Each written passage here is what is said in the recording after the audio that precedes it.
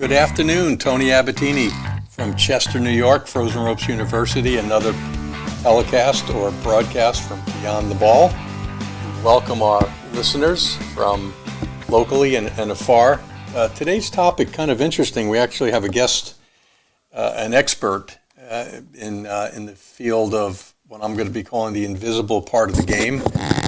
Today is a discussion on mental toughness and emotional control, and this brings up the most recent event that we had at Frozen Ropes last week, a college show camp. We had several college camp coaches in the area that were here, that were looking at our players, and the topic came up on how important the mental part of the game is. And every time that players hear that, it's, oh God, not another adult telling us about how important it is to eat properly and sleep properly and nutrition. And yes, the athletes need to continue to hear that.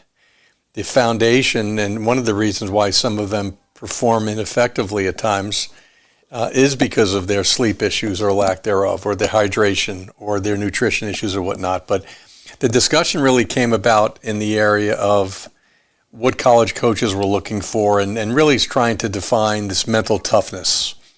College coaches want players that are mentally tough. When we watch athletes on TV or in the World Series, boy, that guy looks really mentally tough. But it's hard sometimes to define that. And how do we improve upon it? When do we know that when it's real? When do we know that it's not real? And it was interesting, the coaches gave all different perspectives. And one of the interesting things, and I took notes listening to some of the coaches, they were talking about learning how to practice for emergencies. That the better players, right, spend more time. It's like the old Boy Scout motto, be prepared. Knowing your response ahead of the situation, especially if it's an unexpected challenge, is critical to success. And what does that mean in practical terms? Putting players in stressful situations in practice, knowing that when the going gets tough, as the expression goes, do you as a coach or do you as an athlete have a game plan so that when something happens, you've already practiced either what I call the default or kind of the resetting that goes on. So it was interesting listening to the coaches talk about that. They mentioned confidence, and that's always the big word. We want players who have more confidence. Well, confidence really is the end result of what? And we spent good 20 minutes with the college and the high school players trying to define the formula for confidence. One of the big components was players that are more prepared have more confidence. That those that spend time, real time, quality time, training, weightlifting, working on their skill set. If they're hitters, they're actually taking at bats in live situations, hitting with runners on base, if you will. Those are the players that have prepared in real time. And when that happens, that's another big component of confidence. The other piece that came up was self-talk, affirmations. We call it rap chats at Frozen Ropes. The voice or the channel that exists inside the player's head during the event that's going on. And how important that is for young athletes to realize they need to not be their biggest critic, but their biggest advocate when the you-know-what's hitting the fan. And that could be as simple as talking nice. Rap chats or self-talk are all premised upon a personal and positive word or expression. It's just really calming and reminding the brain that all is good.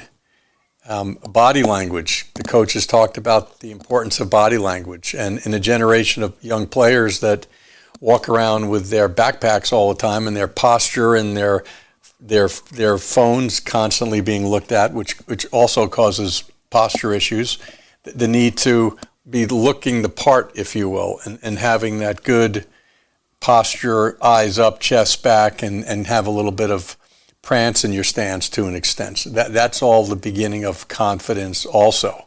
And we'll have a guest joining us soon, and you're going to hear from, I think, one of the best experts in this field. I met Garret Kramer maybe 4 years ago after reading one of his books, and it clearly changed the way in which I was interacting and providing guidance to athletes. And it's a very different approach. I think it's a simpler approach. I think it's the best approach, quite frankly, when we're dealing with performance issues and just life issues in general. So I think the one issue that when we talk about the invisible part of the game and how much that is important, the athletes kept talking about mindset. Everybody wanted to have a good mindset. And there's so many cliches that are out now that I think players and athletes either get confused or they're thinking actually too much. So I think one of the reasons is to try doing things where there's less thought. Garret. Hey, Tony. I think we have our special guest on the line. Perfect timing, Garret. I was just explaining about this crazy world in which we live in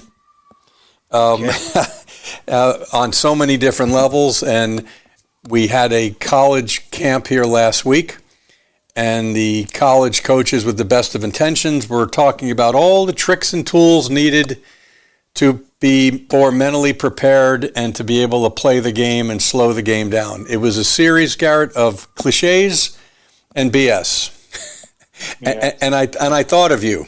I really did, and it's refreshing that you're going to provide our listeners with, I think, not only the best perspective, but the easiest perspective to try to understand that, quite frankly, is not what the majority of coaches and performance coaches and sports psychologists are really talking about. But before I ask you some interesting questions and let you give your perspective on this interesting topic, Garret Kramer is our guest, author, speaker, coach. His company, Inner Sports in Morristown, New Jersey, that specializes in performance, happiness, and sports psychology.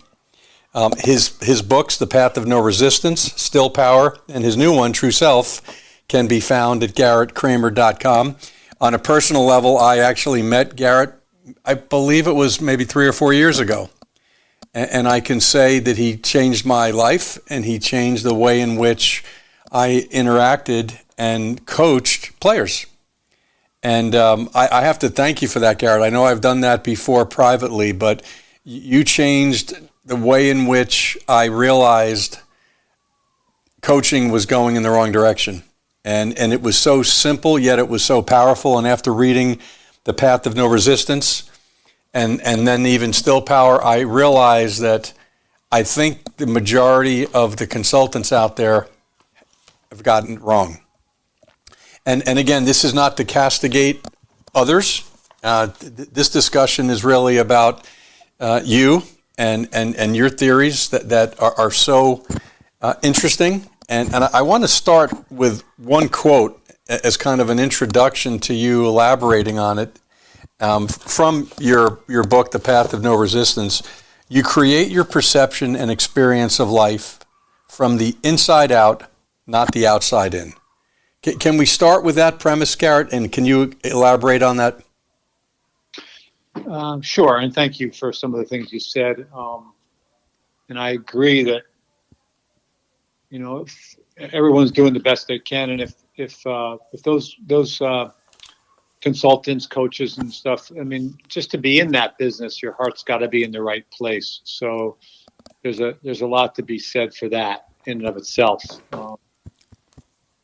Before I answer the question or start there, I just want to remind you, and tell the audience that I don't want anyone to believe what I say. Now that may sound strange, but just don't take it as gospel. Anything I say should be questioned, should be explored, and then if it interests you, it should be questioned and explored. If it doesn't, then just toss it right out. But just don't take what I say, or anyone says for that matter, as the truth. The truth is only found within you, and you gotta explore on your own, explore for yourself. I'm happy to answer any questions about that, like I'll do in this discussion. But it's really important that you just don't take what so-called experts say as the truth. And that applies to anything. That's, in my opinion. Well said, Garrett, on so many different levels. We try to tell the young children, just from a coaching standpoint, just because someone has an impressive logo or the name of a college on their T-shirt doesn't necessarily mean that what they're telling you is best for you. And the line that I'll ask or have young coaches tell their players, a great way to find out if you're in front of the master teacher is to ask them to explain it in simple terms. Yeah. And if they can't explain it, then possibly that concept, that cue, that methodology might not be for you as the student athlete. Yeah. Well, the great coaches help break down the beliefs, help break down what's the culturally conditioned beliefs that we're all subject to. And then in doing that, you kind of get back to your innate ability to just excel. So we don't want to add anything else, add more. My job, as I see it, is to really help break down and strip away. As far as inside out, or we creating our perceptions from the inside out, it's a very basic way to say that, or point out that it will look to us like our feeling state or our moods are created by what happens in life. So you strike out, you're upset, you hit a home run, you're in a good place. But if you look closely, or I encourage people to look closely, and when I did, I discovered that it actually is the opposite. The state of mind or your feeling state will come first, and that will then create your perceptions of what happens or your take on what happens in the world. This is why you can have a situation in your life that will look, one day it'll look like a problem, and the next day it doesn't look like a problem, or it may even look like an opportunity. The situation doesn't change, but your feeling state, so-called feeling state, changes, and thus your perception of that situation changes too.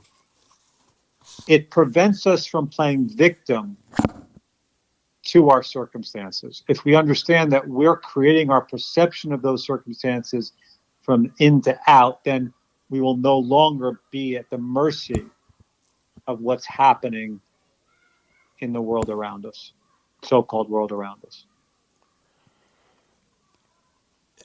Such a simple formula, Garrett, yet for so many, very difficult for them to understand and reverse that to an extent. We have well, that's why you have to look at your own experience and see.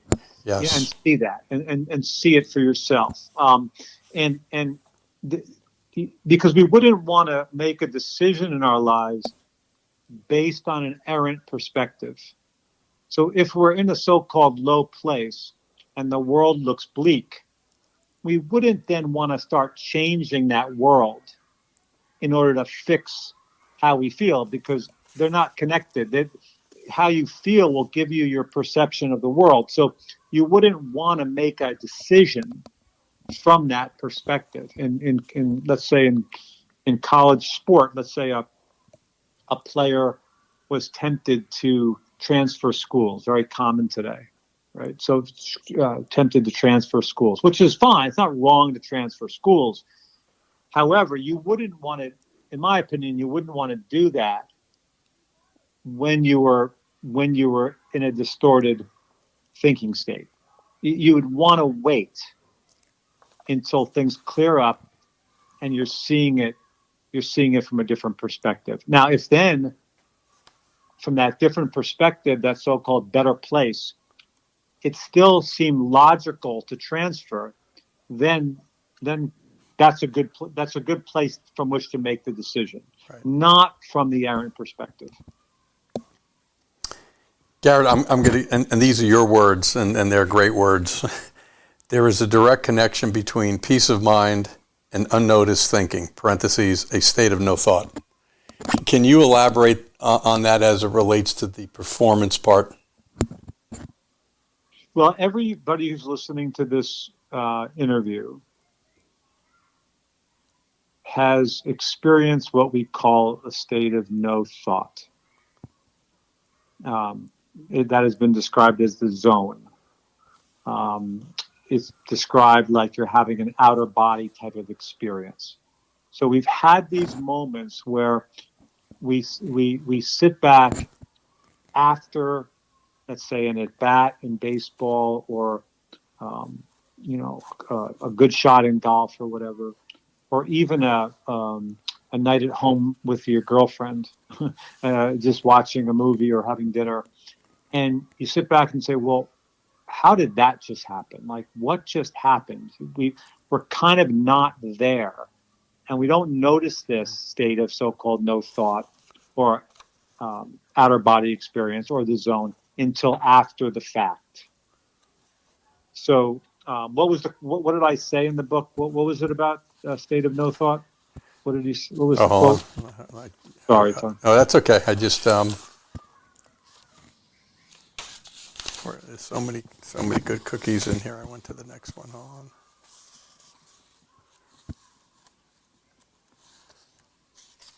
It was really, people don't. No, that's not it. It doesn't. It doesn't really matter. The point of the matter is we can't get to that place by adding more strategies, tips, techniques, Right. routines. That's exactly what veils that place. So many years ago, when I was considering making a run at pro golf, the PGA Tour, I went to see a sports psychologist, and midway through the morning session, I literally said to him, I asked him, I said, is the point of me being here so you can help me get into a clear mental state so I can play better golf? He goes, absolutely. I said to him, why are you giving me so much to think about? Because I was, maybe it was a little bit of a smart ass comment, but it didn't make sense to me that he was giving me all these strategies and these methods and these techniques, from thinking this a certain way to this type of routine to breathing techniques. I mean, my head was spinning, and that wasn't what I thought I had signed up for. And it was actually in that meeting with this very famous sports psychologist that I decided that there had to be a better way, that this just didn't make sense. And that's when I went into this business, and I said, I'm not going to call my fiance at the time, who's now obviously my wife all these years later. And I said, I'm done. I'm going to do this. I'm going to help young athletes. Garret, you mentioned the go-to techniques, the go-to strategies. We breathe, we meditate, we visualize, we self-talk, we goal set, we journal. I mean, I probably listed the most popular things, techniques that are initially conveyed to a struggling student athlete or just people in general. And a line that I use, and I think you would agree with it, I might have gotten it from you: everything is good and everything sucks. and if a deep exaggerated breath or your ability to create in your mind's eye some peacefulness, which triggers non-thought, and it's done naturally on your own accord, well, bravo. But the challenge that I see, and to your point, if trying to get to the zone is the absence of no thought, again, I'm quoting you, and then why are we filling the athlete, the player, with all of these things, these tools, these third-party suggestions? It seems to be inconsistent, yet to this day, it still continues to be the go-to. I call them the go-to 7. These are the things that athletes are being told to do to get them to reduce anxiety and to find this magical place called the zone. Yeah, it's and again, I don't want anyone to just take my word for this, but though that will just not work. It's never worked, never once. Now, because a technique cannot get you. If we're going to use the term the zone, and again, I would define the zone, a state of no thought for sure, but even more poignantly, it is the absence of doership. Yep. You don't, as I said, your instincts are on high. You don't even know what you're doing. You're out of the body. You're transcending the personal self. You're free. You're totally free. And you cannot get to that place, get to what I would actually call the true self, by using somebody else's methodologies. It's literally impossible. Those methodologies are veiling the true self. They can only veil. They cannot uncover. Now, that said, and you kind of hinted at this, Tony, these so-called tools and techniques and strategies, etc., they're not in and of themselves wrong. I don't love the journaling of all the ones you mentioned. The journaling is one really Right. When we journal, it's really dragging us to the past. And when we review what we wrote, it's just it's holding us. It's holding. Ultimately, I see that as holding us down. And I'm a writer, so I'm not saying writing's bad. Right. But journaling for your thoughts, to me, it's just it's not one of my favorites by any means. But however, tools and techniques, as I said, in themselves are not wrong. What I would say would be wrong is to use such tools and techniques, mental tools and techniques, for a materialistic purpose. So what I mean by that is, and you even said it, to reduce anxiety, if you're using a tool or technique in order to reduce anxiety, in order to play better baseball, in order to be a better student, in order to think better thoughts, whatever, any materialistic goal, win games, that is the mistake. If you're using the so-called tools and techniques in order to discover who you are, in going to help you go inward to a knowing of self, to go back to source, you could even say back to God, then those tools and techniques will be incredibly productive. So again, if we're using a tool and technique for personal gain, materialistic gain, that's all ego. That's all ego. You're just going to spin your wheels. Again, if you're using the tool or technique in order to know thyself, all the power to you. All the power to you. Great distinction that those marked tools and techniques, and correct me if I'm not interpreting, if it provides a channel to which your insight becomes the source, and it's bringing you back into, I call it the gut feeling or your true self, then in those situations, they are effective. Well, definitely, because going inward is the whole purpose of life anyway. Right. So knowing who you are, getting in touch with the nature of self, capital S. That's why we're here. We're not here to hit 320. We're not here to play for the best college baseball. I'm not, and you know me, I'm not discouraging any of that. Right. Not even close. However, that's just the game. What we're here to do is to discover who we are. So I am fascinated by some of the things that players tell me help them to get there. I mean, just things like a simple shake of the head when their thinking kind of goes off track, like when they overlook their true nature. And overlooking your true nature, a good analogy, in case people are wondering what I mean by that, is I write this in my new book, True Self.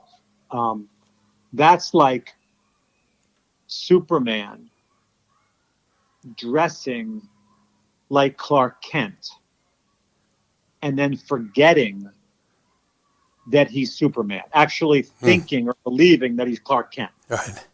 Because even though he's dressed with a hat and glasses and a tie and jacket, he's never Clark Kent.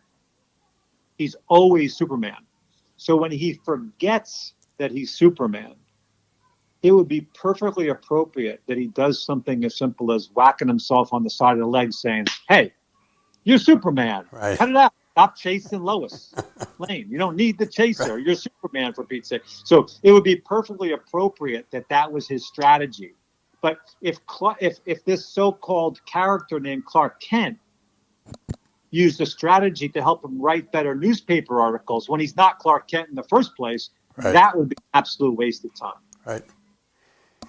Garret, observation, and this was asked, I had this discussion with a hitting coach, a major league hitting coach, and faith-based, and we talked about prayer, and we talked about the antics and the habits of athletes, whether it's before they hit or the celebration after hitting a home run. And those of you that watch Major League Baseball, or even if you don't, it's not even baseball anymore, there are those that you watch and they look up to the sky, and it's either the sign of the cross, or you can almost see them articulating and saying something. You might want to call it a mantra or just an expression. And it, on so many levels, it's pure. Some call it a routine, some call it showmanship, but more and more athletes that have faith, that have articulated that their source is God. And I'll say that it's a wonderful thing to see that celebration. And I've been asked on a few occasions, Tony, should we suggest or advocate praying in the on-deck circle or in the middle of an at-bat? How would you respond to that, Garret? Well, I would not pray to get a hit. Right. God doesn't know getting hit. God's very busy, I would think. That I don't know if he has the time or energy for that. God, yes, you can't. I think I have a quote in the latest book where I say, you cannot express yourself on the field of play fully and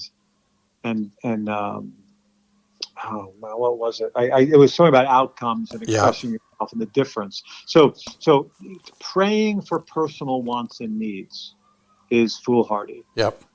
Praying for peace, praying for love, praying for harmony. That all makes sense. I mean, to go a step further, which this may require some unpacking, but we'll give it a shot. Your dreams or your prayers will come true when the one praying is the same as the one prayed to. So to know yourself as that which you're praying to. So the one praying is the same, I and my Father are one, as the one prayed to. If you are praying to some distant and separate entity named God, no one has ever, that's a belief. Right. That's a belief. When the one is God, God never leaves your side. He's there. So when the I and my Father are one means we are one. We share a being. We are one being. So if the one prayed to is the same as the one praying, those prayers are bound to come true. And they would never be for personal wants and needs. Garret, I'm sorry, please, go ahead. I didn't mean to interrupt. Go ahead. Sorry, Tony. Go ahead. Describe in layman's terms, and I think it's appropriate during this discussion, and for those that are just joining in or going to be listening to this later, we have Garret Kramer, who to me is the expert in this philosophy, and people talk about where did this come from, and you know, any opportunity to read Garrett's books, right? There's reference to Sydney Banks, William James, so much of the foundation in which pure psychology, how it started with and how it's transgressed recently, non-duality, and I know you mentioned that in how you describe your company. For the typical athlete or parent or player or coach listening, how is non-duality part of this journey, this quest that we're all on to seek happiness and love? Non-duality is simply a description of reality, and that description is simply we are not two. So non-duality is simply a description, a philosophical, for lack of a better word, description of who we are and what the world is. And when I came to see, when I wrote Still Power and even The Path of No Resistance, when I was working for players for half my career, and I'm 62 now, I said half my career until I really realized that I didn't know exactly the basis from which my instincts were telling me that the standard sports psychology and even psychology paradigm was off base. I didn't know what the basis for that insight was. So, for example, in that same meeting with the famous sports psychologist when I was 27 years old, when I was thinking of having a career on the PGA Tour, in that very meeting, aside from the question I mentioned earlier, I asked him. He was telling me that I controlled my happiness. Right. That I was the one that could decide to be happy or be positive, and I had the power to do that. And this didn't make sense to me. And I asked him something at the time. I didn't think it was a big deal, but it actually was one of the best couple questions I ever asked someone. Because what I said to him when he told me this was, "Are you always happy? Are you always positive?" And he said, "No, no one is." Right. I said, "Do you want to be?" He says, "Yes, everyone wants to be happy all the time."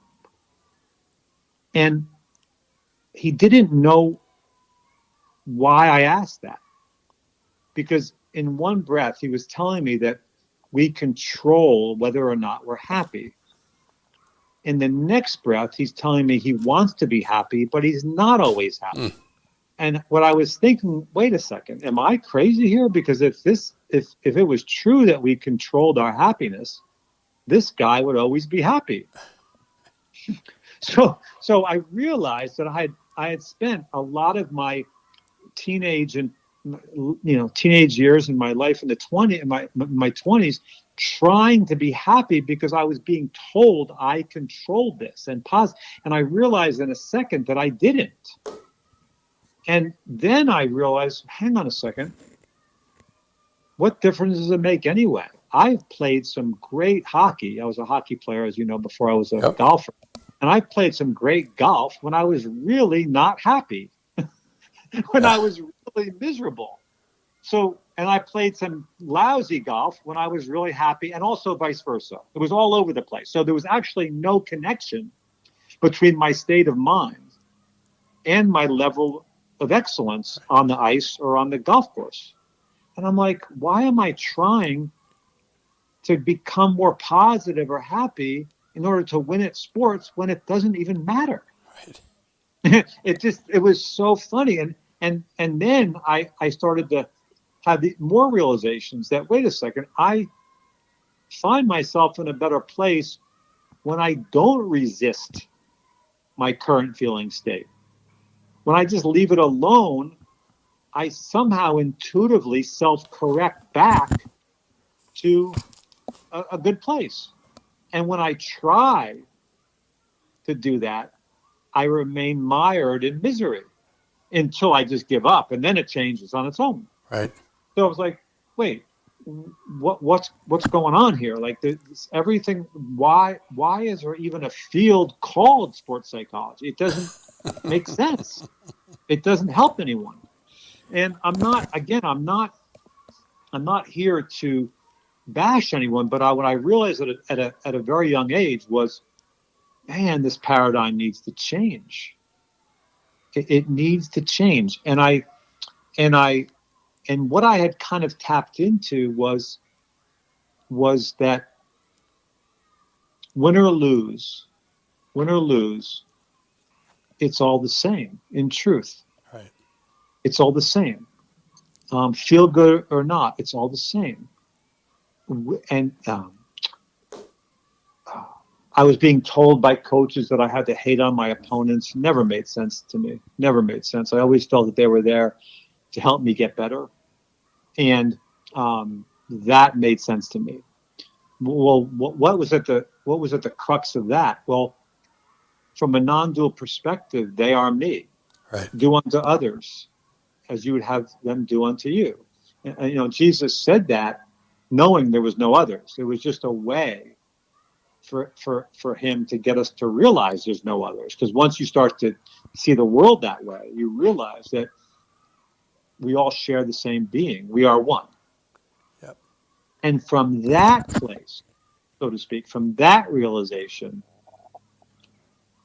no question about it, we're at our best. We are devoid of conflict. We have energy to burn, and we express the peace, passion, and purpose we truly are freely. And that is the direction I've been pointing athletes, people all these years. The non-dual perspective was something I write about it in True Self, how that came about. And actually, I had a player, an NHL player sitting in my office who told me, thank you for bringing me to non-duality. And I had never even mentioned the word. And from there, it just kind of took off the second half of my career. Garret, if you had, advice to a struggling player, someone walks in for the first time or you get a call from a coach, your go-to, can't call it a tool or trick because we would be committing hypocrisy. One piece of advice that you would share with that struggling player. Yeah, I would. If one piece of advice would be to, in short, be yourself. Right. Because if a player is struggling, if a player is in a slump, if a player is massively insecure in the moment, he or she is simply, they've taken on other people's methodologies, practices. They're just jammed up with advice. Yep. And so they've got to toss it all and do what they think is right. No, most of the time, it's not even most. I don't even remember a time when it wasn't the case. When a player like that comes to see me, they are far more on the right track than the wrong track. It's almost never Right. especially when they're young.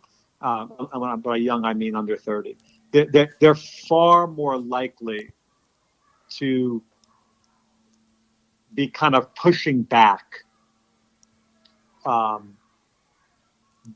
they don't know where to turn. In other words, they realize that their instincts have been shrouded by do's and don'ts of the world, Right. by our cultural conditioning. Mm-hmm.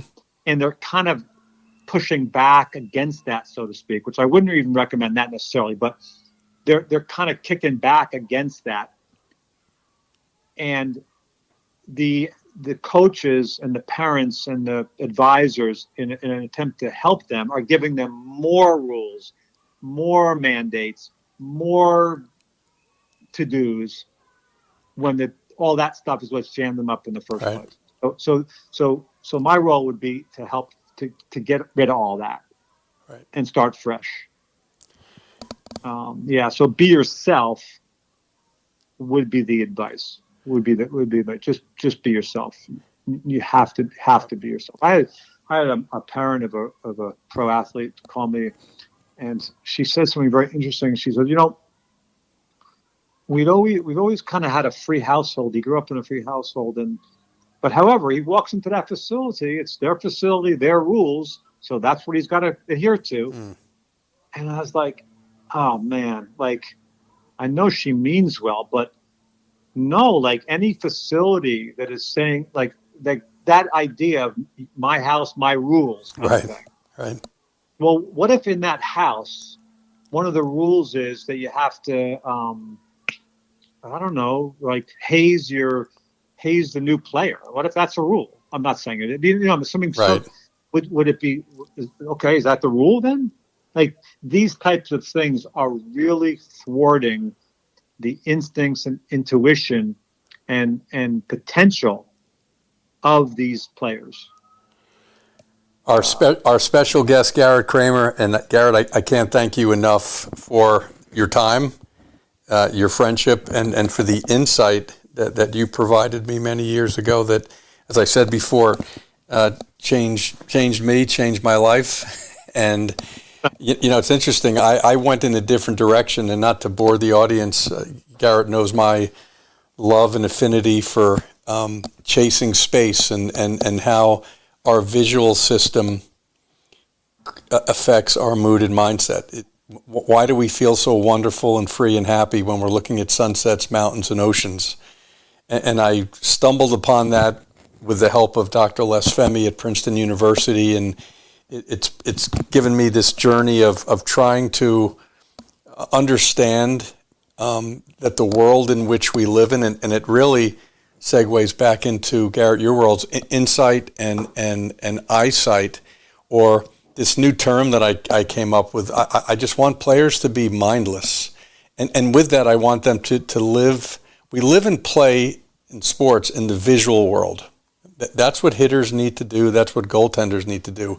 And if we just quieted the mind, if there was no thought cognitively, and we let our eyes just simply react to the beauty of the kingdom, and we just simply responded without thought, for some athletes that seems to resonate. But I never would have gotten there without you driving me back inside. And I have to thank you for that again. Well, yes, and the key to getting there is to understand that the activity, the game, let's say, the pitch, the at bat,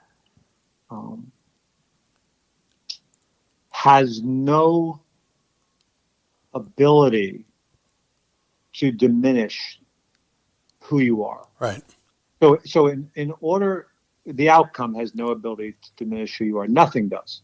So in order to be in that place, the mindless place you described, Tony, the player in this case would have to know who they are. They would have to know that no matter what happens in this activity, in this game, in this pitch, in this shift, whatever, that nothing